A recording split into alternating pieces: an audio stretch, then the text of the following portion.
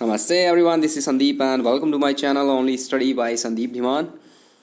आज हम डिस्कस करेंगे भोपाल गैस ट्रेजेडी को। बहुत ही भयानक, बहुत ही दुखदायक ये घटना थी भारतीय इतिहास की, जिसमें एक गैस लीक हुआ था। वो गैस कौन सी थी और कितने लोग इंजर्ड हुए और क्या क्या रिजल्ट निकले, क्या क्या हुआ, सारी घटना को हम डिस्कस करेंगे इस वीडियो में। चलिए शुरू करते हैं। तो ये हुई थी 2 और 3 दिसंबर को, मोस्टली 3 दिसंबर ही बोला जाता है। तो इसमें इमीडिएटली मतलब 3 दिन के अंदर ही लगभग 10,000 डेथ हो गई थी और लगभग 25,000 डेथ हो गई 1994 तक इसी की इंजरीज की वजह से। ठीक है, ये भोपाल इंडिया में देख सकते हैं आप, एमपी की कैपिटल है ये, तो इसका तो आपको बिल्कुल पता होगा। इसमें जो गैस लीक हुई थी उसका नाम था मिथाइल आइसोसाइनेट और इसको MIC गैस भी बोलते हैं। और ये जो है कीटनाशक बनाने में, पेस्टिसाइड बनाने में यूज़ होती है। जो कंपनी इसको बनाती थी उसका नाम था यूनियन कार्बाइड कॉरपोरेशन। ओके, तो इसमें एक प्लांट था यूनियन कार्बाइड पेस्टिसाइड प्लांट, जिसमें से ये गैस लीक हुआ था सारा। ये जो पेस्टिसाइड है ये बनाया जाता था। और ये देख सकते हैं आप, बिल्कुल कितनी दुखदाई घटना है। लाशों पे नंबर डाल के रखे हुए थे, कोई पता नहीं था कितने लोग मर गए। और इसमें जो लीक हुआ था वो हुआ था लगभग 30 टन हाईली टॉक्सिस गैस का, मिथाइल आइसोसाइनेट गैस का। उसके ये देख सकते हैं आप पिक्चर में किस तरह से एक क्लाउड जो था वो रिलीज़ हो गया था और पूरे एरिया में फैल गया था। और जो भी आसपास में जितने भी लोग रहते थे उन सब को अफेक्ट किया इसने।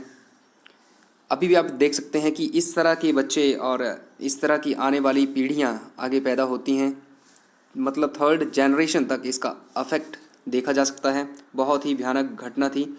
इस वीडियो को मैं इसलिए बना रहा हूं कि अभी कुछ दिन पहले भी एक गैस लीक हुआ था। आप कमेंट करके बताइए कि कौन सी गैस का लीक हुआ और कहाँ पर हुआ। ये देखिए, ये प्रोटेस्ट हुए थे। हुआ क्या कि ये जो UCC कंपनी थी, इसके साथ एक भारतीय कंपनी भी थी जो इसकी सहायक थी, उसका नाम था UCIL। उसके ऊपर इस कंपनी ने सारा जो जिम्मेदारी थी वो मर्द थी, उसका सारा जिम्मेदार इसी कंपनी को ठहराया, UCIL को। और UCC ने अपना पल्ला बिल्कुल पूरी तरह से झाड़ लिया। उसने कहा कि ये जो प्लांट था ये पूरा का पूरा, इसका निर्माण और संचालन यही कंपनी UCIL कर रही थी, हमारा इसमें कोई रोल नहीं है।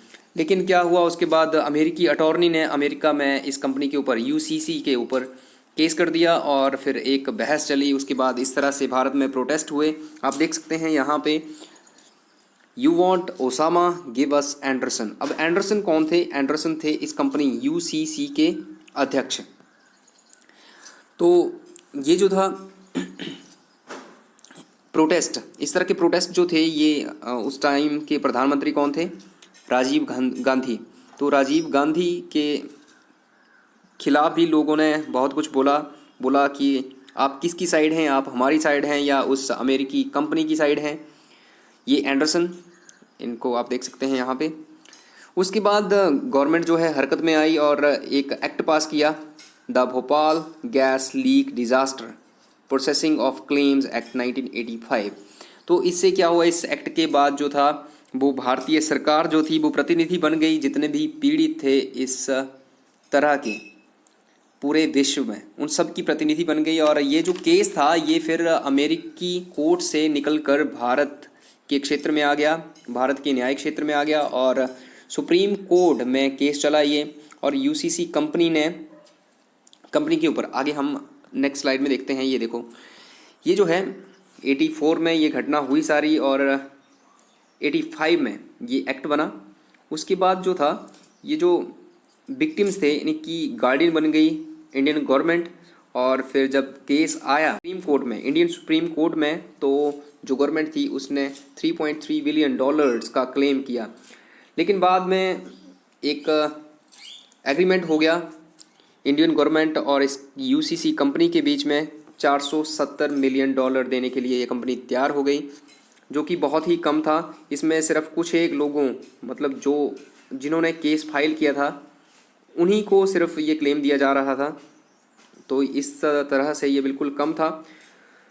तो आगे क्या हुआ कि आगे भी जो सोशलिस्ट थे, जो सोशल वर्कर थे, उन्होंने आगे भी केस काफ़ी फाइल किए। जैसे जो वेलफेयर कोर्ट था उसने क्या बोला 2002 में कि ये जो है ये पूरा केस सेटल हो गया है। लेकिन उसके बाद 2010 में ये महिला आयोग है, महिला आयोग संगठन और भोपाल गैस पीड़ित संघर्ष सहयोग समिति, इन्होंने एक पिटीशन फाइल की और 5 गुना ज़्यादा क्लेम मांगा। उसके बाद 2010 में दोबारा से एक पिटीशन फाइल हुई और 2019 में भी एक पिटीशन जो थी, इसमें जो कंपनसेशन था उसको 7728 करोड़ रुपीज़ तक बढ़ा दिया गया। तो इस तरह से ये सारा केस अभी तक भी चल रहा है। लेकिन उस टाइम जो इंडियन गवर्नमेंट थी उसने वॉरेन एंडरसन को बिना गिरफ्तारी के भारत छोड़ने की अनुमति दे दी। इसके ऊपर गवर्नमेंट के ऊपर आरोप कि अमेरिका ने अमेरिकी दबाव में और उसके प्रभाव के कारण इन्होंने एंडरसन को जाने दिया। तो ये थी सारी डिस्कशन भोपाल गैस ट्रेजेडी के बारे में। आई होप यहाँ से आपको कुछ जानने को मिला होगा और आपको वीडियो पसंद आया होगा। Thanks for watching this. Have a great day.